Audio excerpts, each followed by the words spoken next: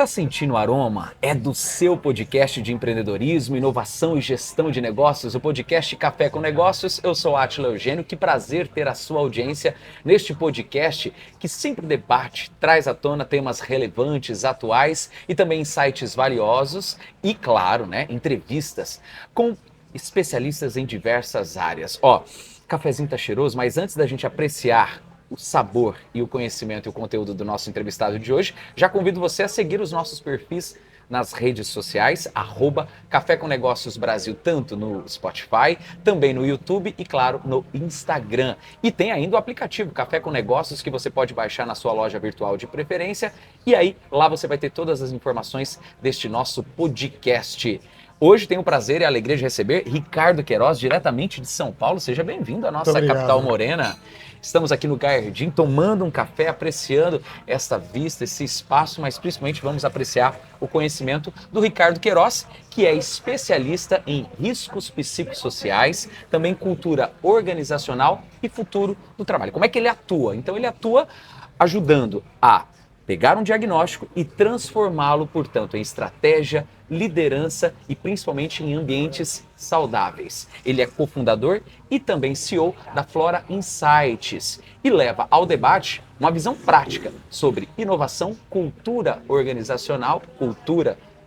inovação, saúde mental e cultura, gestão organizacional. Diante de tudo isso, fica fácil entender que você é tranquilo, calmo, é um pouco da sua personalidade, assim, para buscar a paz em todos os ambientes e aspectos. Característica, digamos que você aprende, né? Casa de ferreiro, o espeto não pode ser de pau. Então, acho que isso reflete um pouco no nosso dia a dia para que a gente consiga ter um ambiente saudável e ajudar as empresas a chegarem nesse lugar que a gente acredita que é o ideal. Que legal. Vamos brindar então. Saúde, bons negócios. Obrigado. Antes da gente entrar na parte de negócios, queria que você contasse para nós, diretamente de São Paulo, estando em Campo Grande, mas como é que você entrou nessas duas áreas, tanto de risco psicossociais quanto de cultura organizacional? Perfeito. Eu, na verdade, sou um grande empreendedor, né? Não no sentido de grandes iniciativas, mas muito mais na vontade de fazer negócios e tirar negócios do papel. Então, há 3 anos eu sou sócio, na verdade, de uma empresa que é especializada em saúde mental. E principalmente depois da pandemia eu percebi que isso, além de um problema e um desafio da humanidade como um todo, principalmente porque todos nós vivemos situações muito complexas, né, pela aquele momento de mundo, eu percebi que tinha um caminho interessante, que era algo que eu me conectava. Me conectava porque a pauta saúde mental, hoje ela se correlaciona muito com todos esses ambientes, né? Não é à toa que a gente tem um cenário muito complexo no Brasil. Então desde então eu comecei a olhar e conheci a minha atual sócia, né, que é fundadora também dessa empresa, e percebemos ali uma oportunidade de trabalhar em conjunto. Ela um background muito grande, uma especialidade muito grande em psicologia, e eu já vindo de outros negócios, muito mais focado em comunicação, que é a minha escola. Então a gente percebeu que ali tinha oportunidade de construir um produto, né, que atendesse as empresas dentro dessas pautas que você comentou e principalmente que se conectam aí com, né, o que se diz mais, as letrinhas mais, a sigla mais conhecida das empresas e do RH dos últimos meses, que é a NR1. Vamos entrar já nessa área, mas um pouquinho antes ali, qual é a dor que você identifica, principalmente como empreendedor e responsável também pela Flora, que vocês conseguem atuar diretamente nas empresas? Qual que vocês observam que tem crescido cada vez mais, que é a principal? Perfeito. Acho que, acima de tudo, as empresas precisam entender que o ambiente de trabalho mudou. Quando a gente fala que o ambiente de trabalho mudou, a gente, na prática, está dizendo que quando a gente pega anos 80, um trabalho extremamente físico, mecânico, com poucas relações, com papéis muito definidos, quando a gente olha para o modelo de mundo hoje hiperconectado, onde as comunicações são muito mais real-time, né, onde esse poder é descentralizado, onde as demandas são distribuídas, isso faz com que o ambiente de trabalho seja muito diferente. Então, essa caixinha, essa configuração fez com que hoje os negócios tenham certa dificuldade de lidar e principalmente medir esse risco do seu dia a dia, né? Isso porque essas configurações fazem com que a dinâmica do trabalho seja diferente. Então, a gestão de risco psicossocial, está muito associada a olhar para esses problemas de adoecimento, né? O trabalho, em 1811, quando começaram as leis de proteção, o que adoecia e matava as pessoas era o carvão dentro da indústria. E hoje, muitas vezes, esse adoecimento está associado à saúde mental. Então, nosso objetivo enquanto empresa é conseguir fazer com que as empresas, de modo geral, entendam quais são esses riscos psicossociais e como ela pode fazer para beneficiar essa operação. E aí onde que entra na minha apresentação, onde a gente fala, né, transformar o diagnóstico em estratégia, liderança, um ambiente saudável. Como que vocês chegam a esse diagnóstico preciso? Qual é a ferramenta? Qual é o modelo de gestão? Como é que vocês conseguem lá? Perfeito.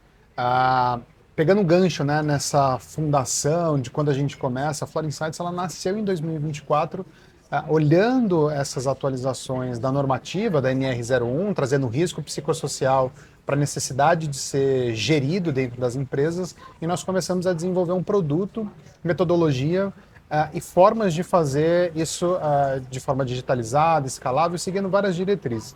Então, o ponto de partida é você definir ali, no nosso caso, são 13 dimensões, onde a gente entende e busca qual é a percepção desse colaborador ao ambiente de trabalho com relação à saúde mental.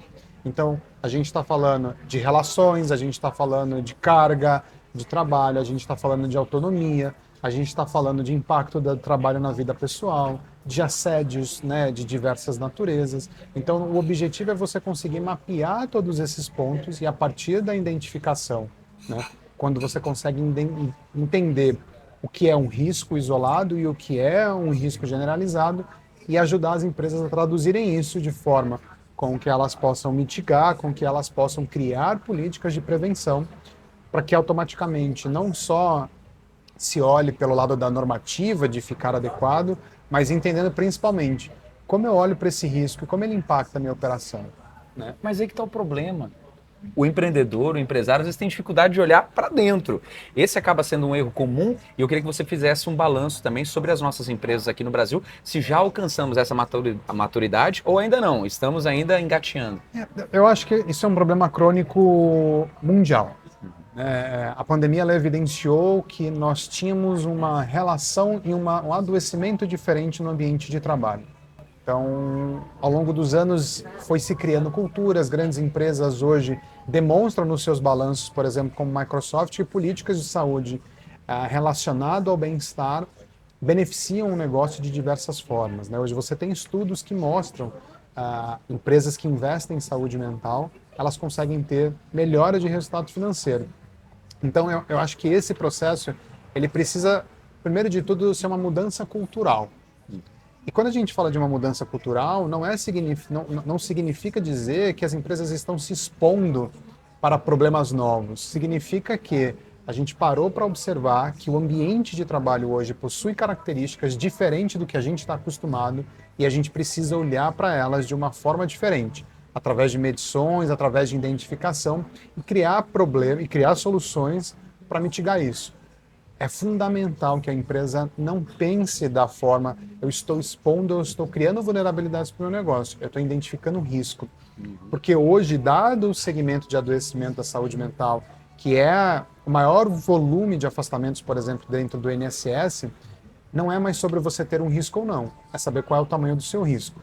E a omissão de olhar para esse ponto pode ser muito pior do que necessariamente você identificar e traçar um plano de ação de correção, né? É algo novo dentro da nossa realidade.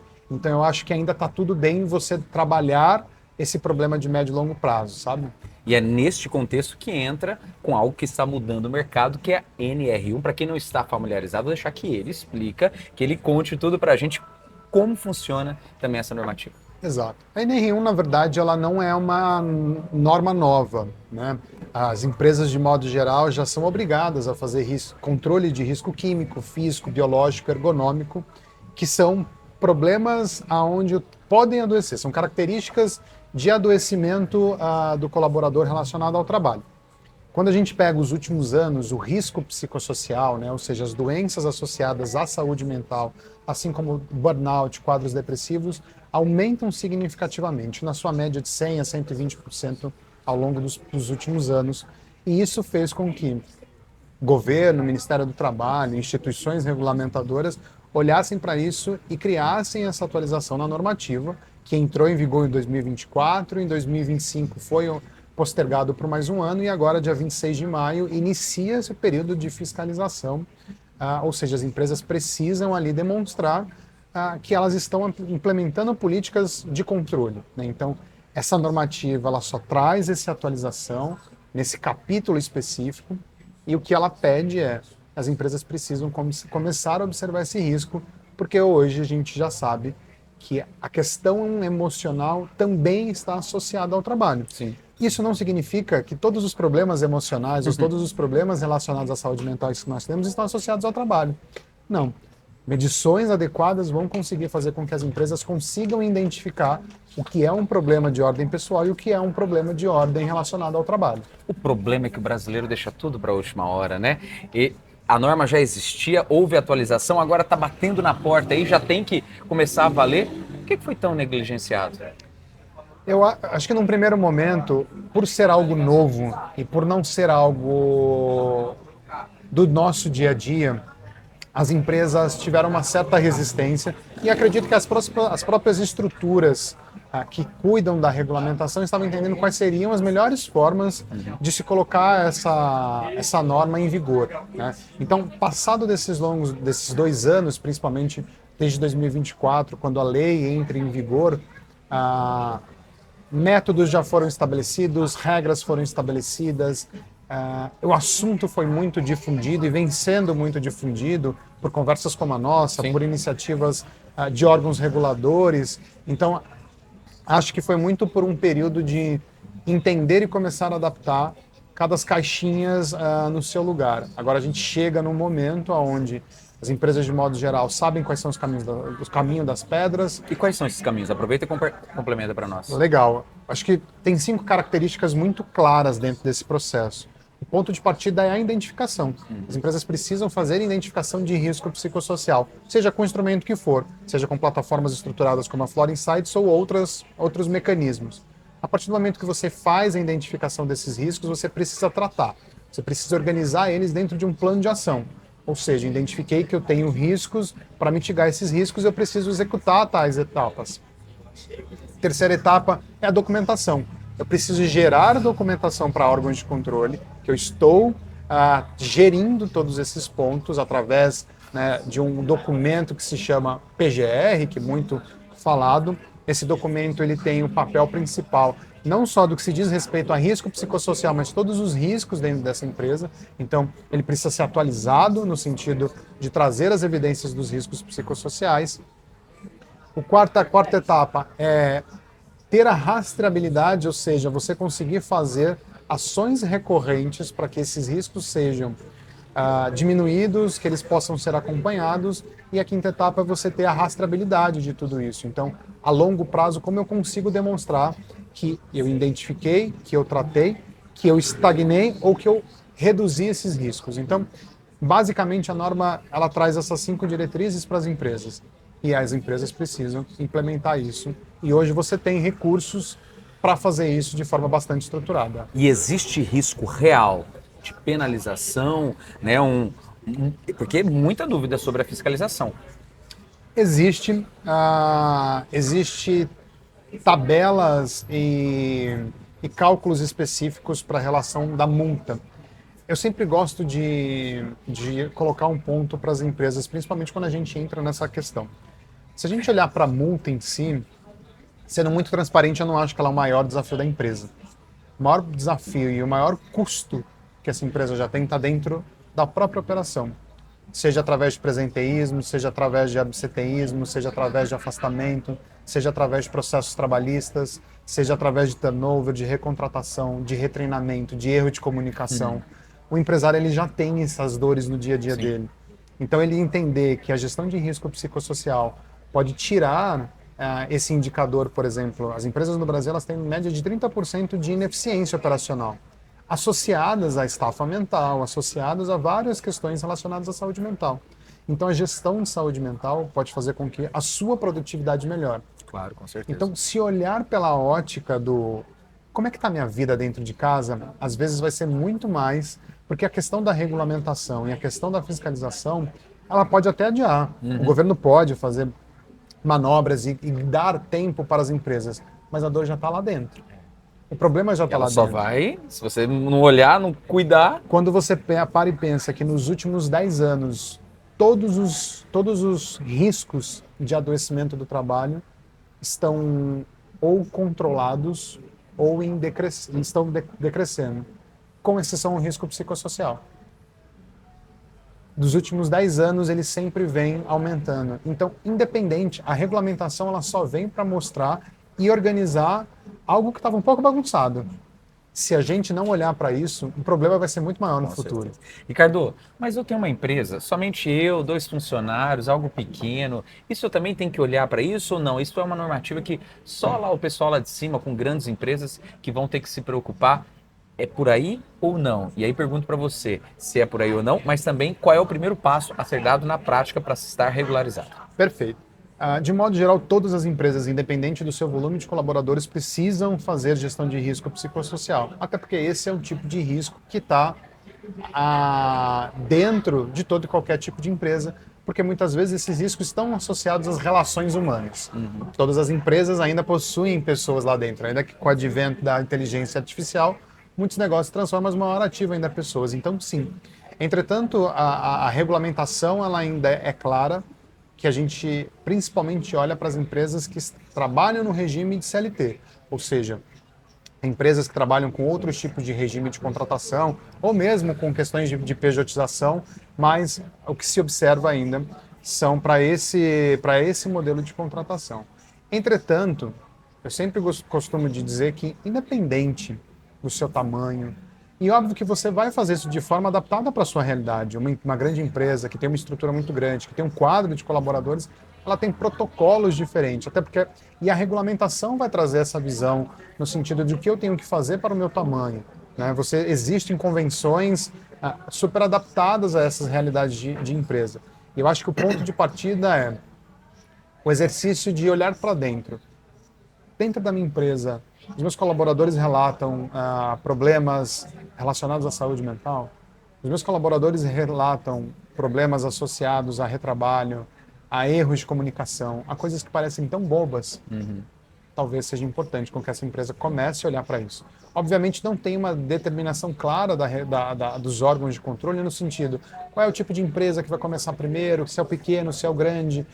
Entretanto, existem indicadores, né? A gente já sabe que tem segmentos específicos que têm maior propensão a adoecimento, que tem volumes de processos trabalhistas. Então, existe uma série de fatores que pode ser, mas não existe essa questão. O que eu acho que é o fundamental, independente de a gente pensar que horas o fiscal vai bater na minha porta, é a hora que ele bater. Eu estou preparado? Eu estou preparado. Eu comecei a fazer os movimentos que eu preciso fazer. Acho que esse é o ponto mais importante que as empresas precisam pensar. Mas aí que pega. Porque não adianta a gente achar que a empresa vai transformar. O primeiro a mudar, e aí o podcast Café com Negócios faz questão de valorizar, é a questão da liderança. Se não começar pelo líder, o resto da empresa vai continuar do jeito que está. E aí eu pergunto para você também, porque esse líder vai ter que ter um jogo de cintura, porque como é que ele vai abordar o colaborador, sendo que ele não vai querer falar para o patrão que quem é a causa do estresse, do risco da saúde mental dele é o próprio patrão, o próprio chefe. Esse assunto ele é muito curioso porque ele tem ali as suas sensibilidades. E eu acho que a gente tem que partir de uma premissa que todos nós somos adultos. Sim. E por nós sermos adultos, todo mundo tem que entender nesse processo que também pode ser responsável pelo adoecimento de um colega. Pela sua forma de se relacionar, pela sua postura. Então, e aí a liderança ela vai ser fundamental, porque a liderança é quem pega a estratégia da empresa e conecta no cotidiano do dia a dia, que faz isso para a ponta entender e traduzir da melhor forma possível. Do outro lado, essa alta liderança, esse patrão, esse chefe, essa cabeça principal da empresa precisa entender que o teu ambiente de trabalho pode sim estar gerando algum tipo de atrito. E isso é uma consequência de uma evolução de anos. Isso não necessariamente é porque o patrão é ruim ou porque não queremos olhar para isso. Os negócios têm se transformado rapidamente.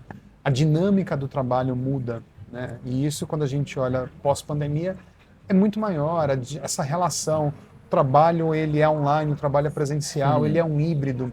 Como que eu gerencio isso? São muitas características que fizeram e potencializam esse cenário.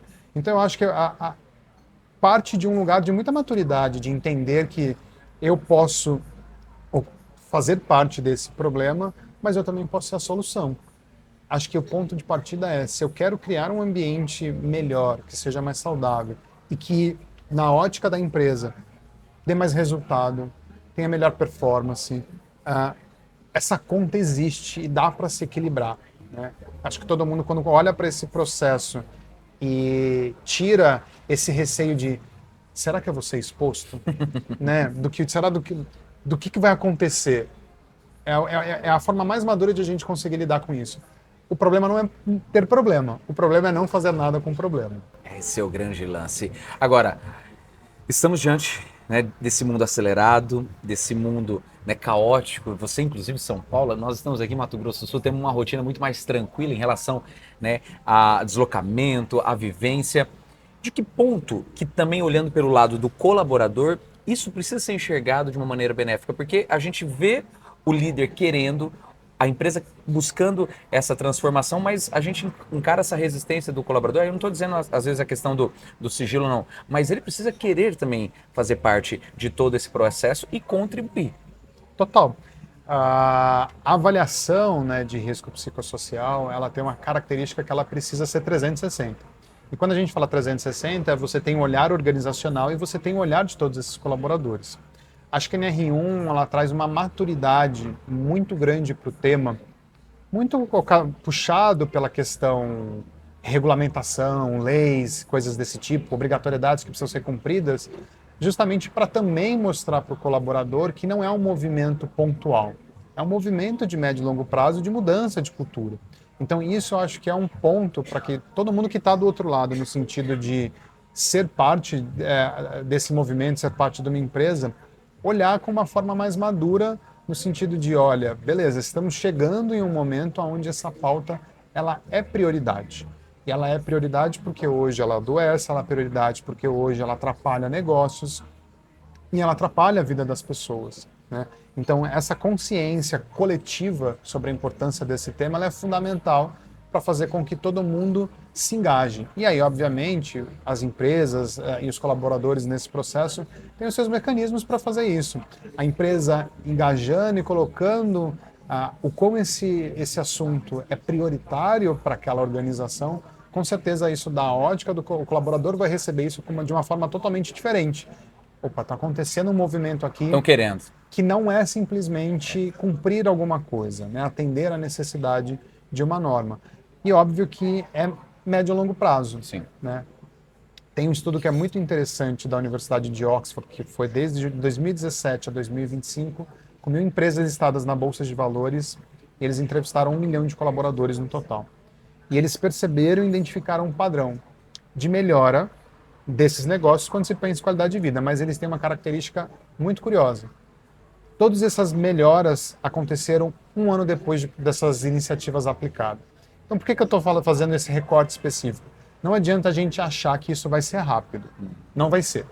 Né? Esse processo é um processo de médio e longo prazo, porque existem muitas camadas que precisam ser transformadas, tem muitas ações do nosso cotidiano que precisam ser transformadas para a gente chegar nesse estágio, digamos que mais saudável. Mas se todo mundo der a mão dentro do ambiente de trabalho, certamente as empresas vão ter condições de chegar nesse lugar. Por falar em tempo, deu tempo aqui da nossa conversa. Por falar em dar a mão, quero dar a mão também, parabenizar você pelo conhecimento, pela dica aqui que você compartilhou conosco. A gente se pede para deixar uma mensagem final. Você já deu vários insights aqui, deu várias dicas. Eu queria, inclusive, que você desse algo diferente, até para a gente encerrar de maneira diferente. Qual dica prática você dá para que a empresa possa já provocar o seu grupo? Mas eu não estou falando de palestra, de reunião, de juntar uma maneira diferente, criativa, para tratar desse tema sem ser tão pesado, sem ser tão duro. Perfeito. E assustador, claro. Eu acho que o primeiro ponto que eu falo é tirar esse holofote para um assunto temeroso, para um assunto sensível, para um assunto desconfortável. Quando a gente pensa em saúde mental, A gente está olhando de fato para algo que impacta a vida de todo mundo. Todo mundo sabe o que é ter problema de saúde mental hoje. Todo mundo sentiu isso. Então não tem mais essa ótica de talvez seja mimimi. Não é. Cada um no seu lugar. Então acho que o ponto de partida é olhar isso de uma forma totalmente diferente. As empresas, obviamente, têm todas as questões de fiscalização, de prazos. Não se preocupe com isso agora. Eu acho que tem que ter essa consciência coletiva de que ter um ambiente de trabalho mais saudável, ele vai ser fundamental para a perenidade desse negócio, para a evolução desse negócio. Então, se eu posso dizer e trazer alguma dica para as empresas, é principalmente não olhem por essa ótica do medo e não olhem para essa ótica de eu estou sendo vigiado ou as pessoas os órgãos de controle querem me punir. Não. Acho que leveza vai fazer com que até dentro da empresa e a percepção desses colaboradores seja totalmente diferente desse processo. Que legal. E como é bom a gente estar num lugar leve, agradável. Gostou aqui do Gardim? Maravilhoso. Pois é. Depois do café, vale sempre até um convite para a gente poder lanchar por aqui, alimentar da melhor maneira possível. Mas eu preciso agradecer não só o Gardim, que nos recebe, mas também os nossos patrocinadores Bosque, dos IPs, TOTUS, RD Station, Sistema Comércio através do FEComércio e também Senac, Sebrae, Funditur, isto é Mato Grosso do Sul, Resine Marcon, Office Formato, IASO, também Flora Insights e Soldamac. Um grande abraço a todos vocês, até o nosso próximo encontro com mais um episódio do podcast Café com Negócios, onde a gente tem a oportunidade de trocar ideias e conhecer pessoas como o Ricardo Queiroz, diretamente de São Paulo. Saúde e bons negócios. Até a próxima.